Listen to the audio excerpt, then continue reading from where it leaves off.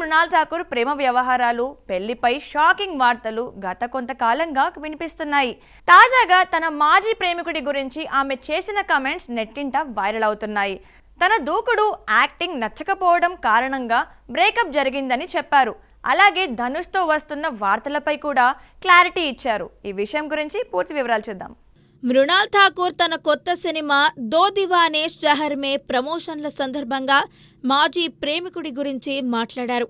అతను తన దూకుడు, అసర్టివ్ పర్సనాలిటీతో ఉండలేనని బ్రేకప్ చెప్పాడట. ఆమె యాక్టింగ్ చేయడం కూడా అతనికి నచ్చలేదు. ఆ కారణాలతో విడిపోయారు.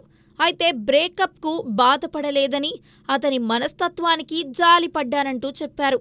అలాంటి వ్యక్తితో కొనసాగడం కష్టమని, భవిష్యత్తులో పిల్లలు అదే భావనలో పెరగకూడదని అన్నారు. అతనికి దూరం జరిగినందుకు సంతోషమని తెలిపారు. ధనుష్తో రిలేషన్ రూమర్స్ని కూడా మృణాల్ ఖండించారు. అతను మంచి స్నేహితుడని చెప్పారు. ఈ కామెంట్స్ ఆమె ఓపెన్ నేచర్ను చూపిస్తున్నాయి.